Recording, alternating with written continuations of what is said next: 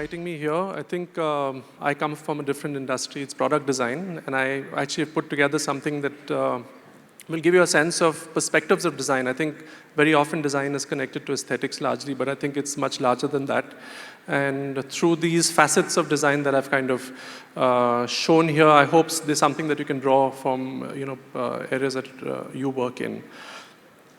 So I start off with, I was a Titan for 13 years, so I think I was fortunate to kind of be part of the whole journey of design processes changing from hand sketches to wax modeling to prototyping, hand carving to actually today, which is 3D visualization. So one of the projects that kind of defined this whole idea of corporate design being embedded into a company was Edge. And I think Edge defined this whole idea of multifunctional teams. And that couldn't have been done as just a designer, but we had to kind of work as a collective, an expert from R&D, from design, manufacturing, and we had to push the boundaries. And this was not a market insight that drew Edge. Edge was actually from the whole idea that a company wanted to set benchmarks that were global and therefore create something that could compete with any of the brands across. And of course, I think that started a journey of corporate design for Titan, and I was part of that whole genesis of brands that you see today. And I think today this is the latest one, which is where it is going back to handcrafting, mechanical movements, and I think this whole idea of craftsmanship is something that we now see across a lot of the products that you see in the mass space as well as luxury. In fact, in 2005, not many would know, I think we had also pushed this whole idea of futurescaping. And at Titan, we had looked at what was the future of the wrist. And a watch was typically on the wrist, the real estate of the wrist.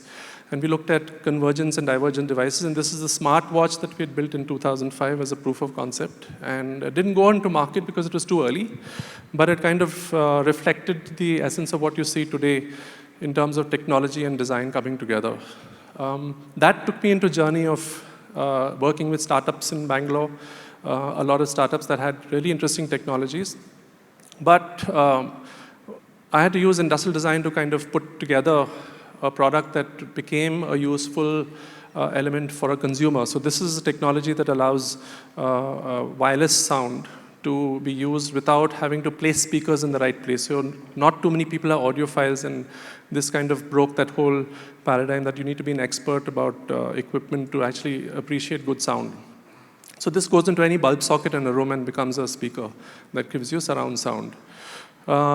Today we work with multiple companies that come to us with opportunities at a very early stage, so it allows us the flexibility to come up and change things, and it's not a typical brief that you'd expect out of an industrial design company. So we get interesting ideas, what's the next aspect of evolution for consumers, how do you make convenience better, and we worked on, with of course the big basket team here, we worked on proof of concept of self purchases that you don't need to go out and check out with somebody. So in some sense, it was an interesting exercise on innovation in shopping itself. One of the things that's worked in India is arm's reach innovation. I think the point I want to make here is that incremental innovation allows you to push customers towards something that's new versus taking leaps of innovation. And we found that method to kind of bring innovation at every step for companies. So this is another startup that we worked with where it was about cooling your helmet. You're in the sun most of the time when you're on a ride and at crossings, etc. So we kind of created this cooling device, and it became something that you could easily adapt to with an existing ecosystem of products that you have. A simple example of how do we rethink a lock. Again, it's a mundane thing. It's one single experience and one interaction. But today's locks have a ferrule which allows you, makes you fumble with the key. And we went back to the past. So it's not a new innovation, but we kind of looked back into the past and said, let's eliminate some of this so you don't have to use, look at a lock to open it. So we kind of created an asymmetric keyhole, and it kind of pushed the boundaries of what is a lock is, but it's within the paradigm of an arm's reach innovation in some sense. And you can take that to many other products that are larger, which is this whole idea of mass customization. Can we look at bicycles that are assembled like computers are put together? So we looked at designing a bicycle that had every part that is a kit of part that you come to in a store and then just assemble. So it kind of opened up this whole perspective to looking at objects differently and therefore bringing in innovation into consumers' life. Storytelling is a really important part of design, and I think it brings empathy to design. We started getting opportunities of crafting things that were global, but for India, the races, the Formula One races that came to India, they wanted an Indian story, and we had to kind of create something that was Indian, but world-class, finished exceptionally well. So we looked at two interesting marriages here. We looked at aluminum. Aluminum is quite commonplace in the automotive industry. We said, let's not take precious materials as trophies. Let's take aluminum, which is something that you'd engineer an engine block out of. So we used that, and we took this whole story of India. So here was an inscription of the old processions, a victory procession, and we kind of took that as an analogy to Formula One. It's got a very great amount of glamour to it, and therefore this association seemed to work quite well. And of course, the India flag was the large connect to it, and we kind of modernized it as we went forward. We took the chakra, and then we took this whole engine fin, cooling fin kind of thought to and built these interesting objects of storytelling in some sense. We now use that as a tool to kind of even work with companies where they have a very strong technology and they want it expressed in an interesting manner. This is a dial manufacturing company where they had this exceptionally intricate method to create patterns on dials, which is miniaturized. So we said, let's take a story of miniaturization of nature.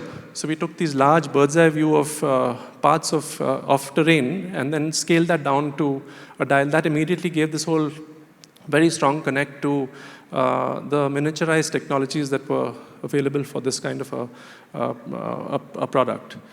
That kind of goes on to, it's important to kind of have identity. I think design is a tool to kind of create something that is recognizable to more than one person. You're designing for many people, so therefore, this is an interesting example I wanted to share with you, which is this whole journey of RCB. And we've been helping them for the last 15 years on livery design. And we found that livery design is something that aesthetically connects very strongly to a fan, and therefore you have an emotional support back to the team. So that was in some way a starting point to building an identity for the team. And we kind of expanded that to every asset that you see. So RCB is, I think, one of the unique franchises that has expanded its it's gone beyond cricket. It's a cafe, it's products that you see, it's clothing, etc. So we had to kind of build this whole design language that brought alive what a person knows of RCB going beyond the team. And it expanded to a whole bunch of spaces, right down to environments and spaces. And of course, we take that as a thought that we build with every project now, which is the whole idea of design language. I think design language is important as soon as you have more than one product. If you have a portfolio of products, it's important to kind of create some sense of recognition between the products so they all feel like one.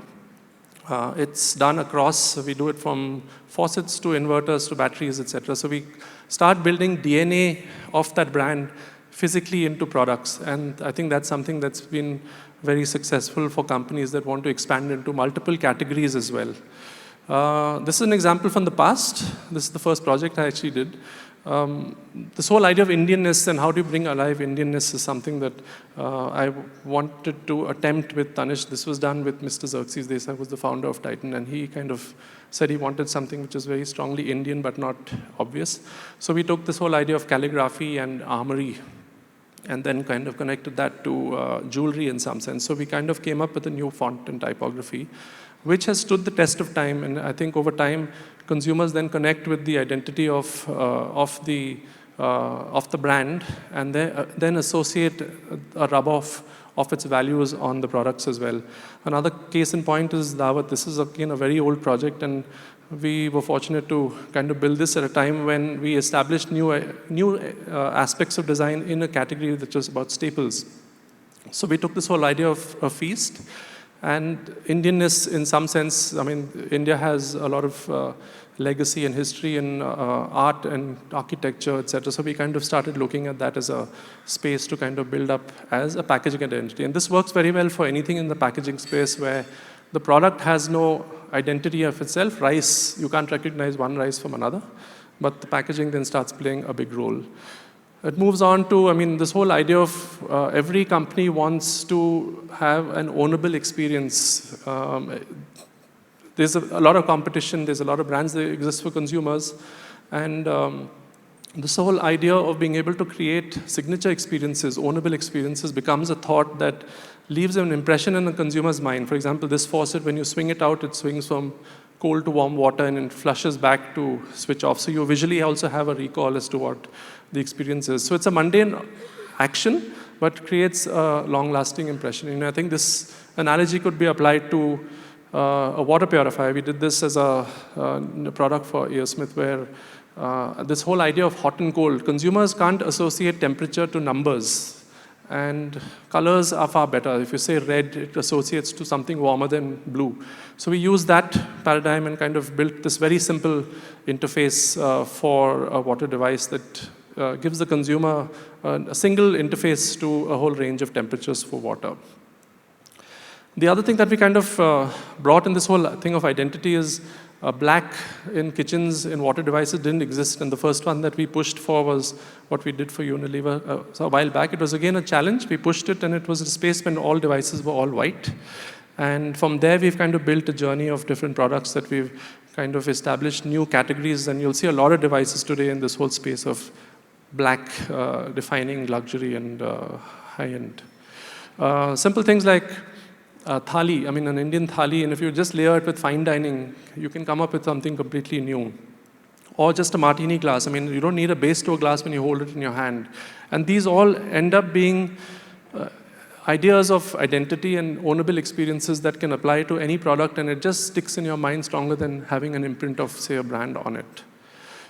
As you go larger in terms of products, the whole idea of last mile experience becomes an important part. I think as a rider, you see a bike on the road, you sit on it, you look at the tachymeter, etc. So every little element speaks the same aspect of the brand.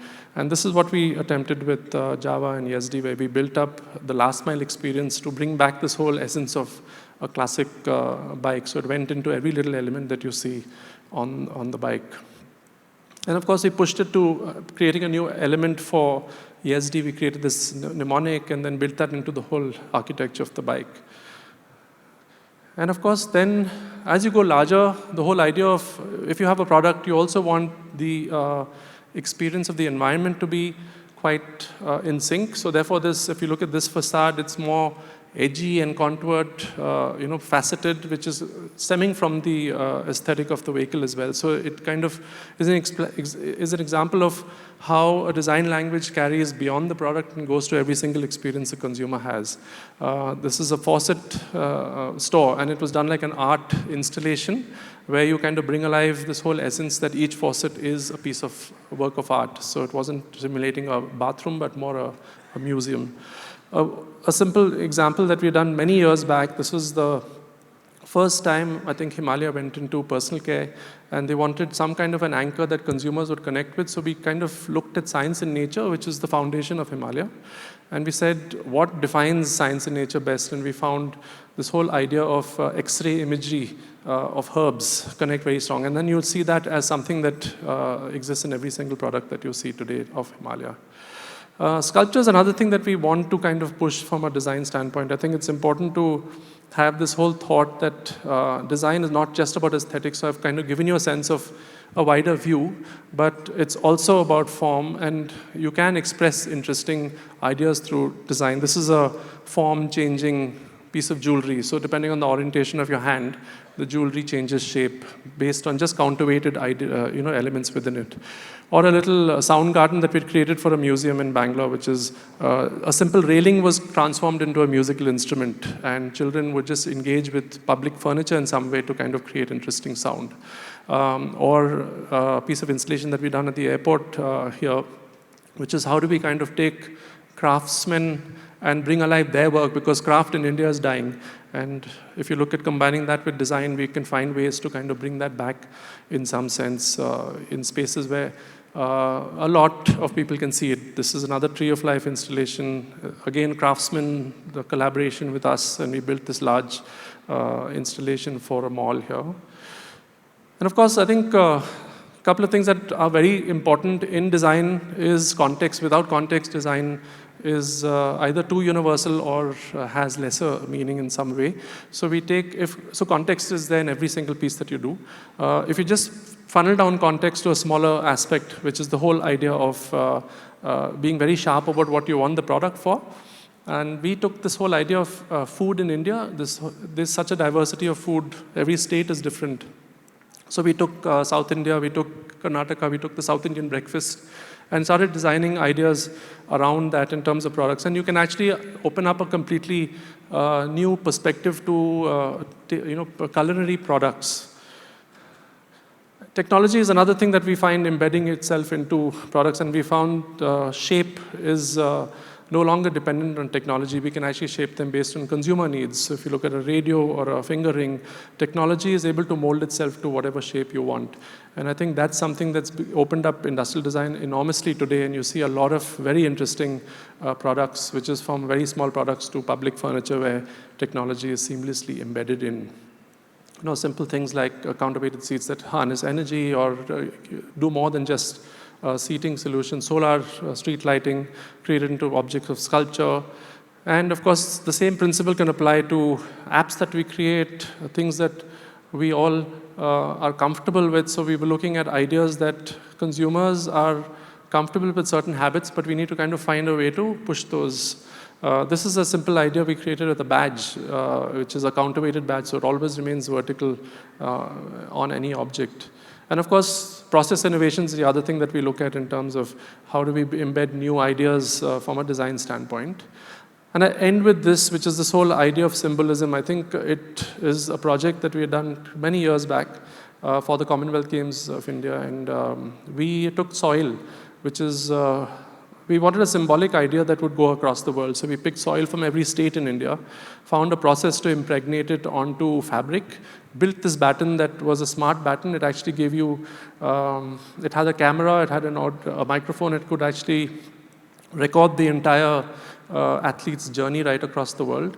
And of course, it started becoming symbolic from the way it was crafted to the way it was used. So we had LEDs that defined the flag colors of the countries that the baton would go to, and every city was GPS enabled to give us a completely different transformation of the flag colors. And of course, one last bit was this whole idea of inscribing a message, and we went back to the past and the future, which is, if you look at electronics today, it's miniaturized. If you look at the patras in the past, they've also miniaturized miniature paintings, etc. So we kind of used an interesting analogy of writing a message. So the Queen's message was inscribed on this baton, on the leaf. And so in some sense, this was an amalgamation of collaborative practices put together with design in some way shaping everything for this product. So this is the one I wanted to kind of end with. Thank you so much. I hope this was good for you. Thanks.